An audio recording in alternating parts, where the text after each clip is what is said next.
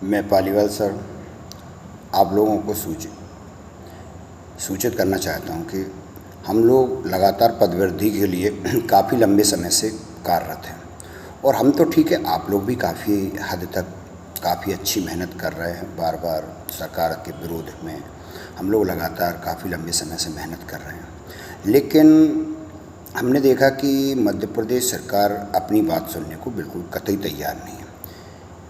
और हम लगातार आपसे यही कहे थे, बीच में भी 2-3 बार यही चीज़ बोले थे कि अगर मध्य प्रदेश सरकार हमारी बात नहीं सुनेगी तो मजबूरन हमें दिल्ली की ओर कूच करना पड़ेगा। अब आपने देखा भी था कि अभी हम 2 दिन पहले गए और परमिशन लेके आए हैं। परमिशन की तारीख आपको 9 तारीख मिली है, 9 अगस्त है। और हम लोग लगातार अब ये मीटिंग ज्वाइन कर रहे हैं, मीटिंग चला रहे हैं। तो हर व्यक्ति मीटिंग के माध्यम से यह सुन ले कि हमें लगातार दिल्ली के लिए तैयार रहना है। और एक चीज़ सोचने का विषय है, आप लोग अगर इस बार साथ नहीं दिए तो क्या आप लोग फिर कोई ऐसा कार्य हो सकता है आपके साथ? भाई नौकरी है, आपकी भी नौकरी है, आप भी वर्ग 1 क्वालिफाइड एग्ज़ाम हैं। रियल में आप वर्ग 1 क्वालिफाइड एग्ज़ाम पास किए हैं तो आपको अपने अधिकार के लिए चाहे भोपाल हो चाहे दिल्ली हो, लगातार आपको आना पड़ेगा। और खुशी की बात तो ये होना चाहिए कि कम से कम हम लोग तो हार नहीं माने, हमारे काफ़ी भाई जो है लगातार हर बार आते हैं। लेकिन एक बार सोचने का विषय है कि आपकी संख्या ना आने से, आपका ना आने से हम लोगों का कितने लोगों का मनोबल गिरता है। हम लोग लगातार परमिशन भी लेके आए हैं, यहाँ भी भाग दौड़ किए। हम बार बार तो आपको नहीं बुलाते हैं भाई, जब लगता है कि नहीं अब आपका आना ज़रूरी है तभी तो हम आप लोगों को सूचित करते हैं, सूचना डालते हैं कि भाई, है ना।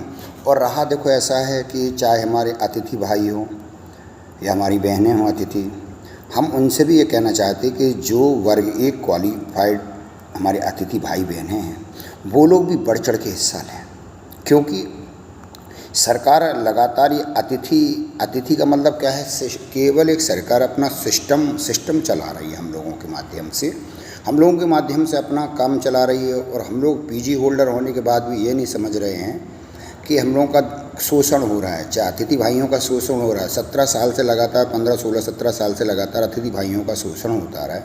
कभी इसके विरोध में आवाज़ उठाई किसी ने? तो आज कम से कम एक प्लस पॉइंट ये भी है कि आज अतिथि भाइयों को एक प्लेटफार्म मिल गया है कि जो एग्ज़ाम क्वालिफाइड अतिथि भाई बहन हैं वो लोग भी बढ़ चढ़ के दिल्ली में हिस्सा लें, क्योंकि इसे अतिथि प्रणाली को बिल्कुल ख़त्म करें। क्योंकि अतिथि प्रणाली ख़त्म हो जाएगी, इसके बाद आप लोग एग्ज़ाम दें, आप लोग अंदर आ रहे हैं सबके सब। और परमानेंट का जो देखो, परमानेंट का जो एंजॉय होता वो एक अलग चीज़ है, परमानेंट होना एक अलग बात होती। अब रिजल्ट ख़राब जाए रेगुलर के कारण तो नाम किसका आ जाता है?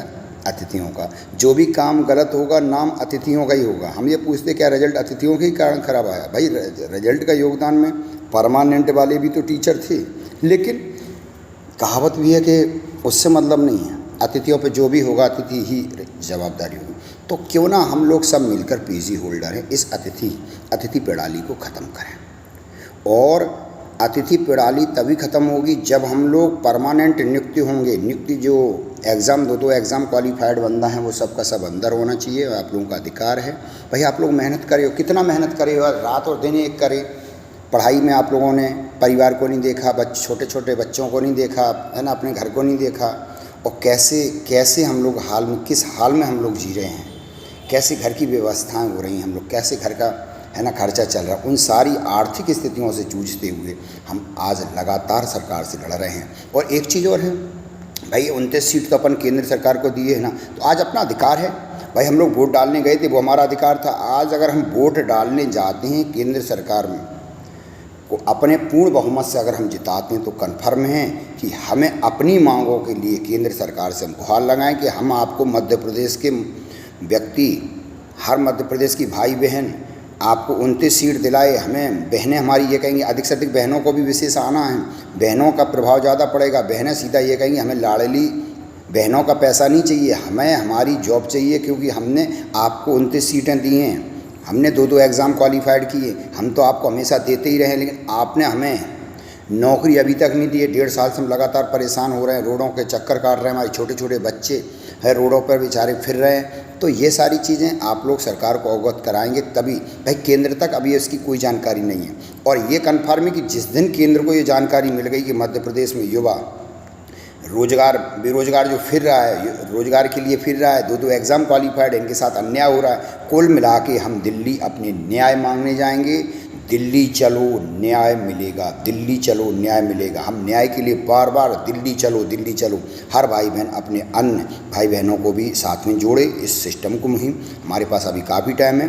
9 अगस्त हमको याद रखना है, और हमें कहाँ पहुँचना वो सारा चीज़ हम आपका 1 दिवसीय कार्यक्रम है, बढ़िया अच्छे तरह हम आपका मेंटेन करेंगे कार्यक्रम, कहीं दिक्कत नहीं होगी। और हमेशा हमने जो भी आपसे बोला है मैंने वही हर कार्य किया है। तो बढ़ चढ़ के हमारी हर भाई बहन हमारे साथ में चले, और इस है ना, तो ये सारी चीज़ें आप लोगों को ध्यान से समझनी होगी। जय हिंद।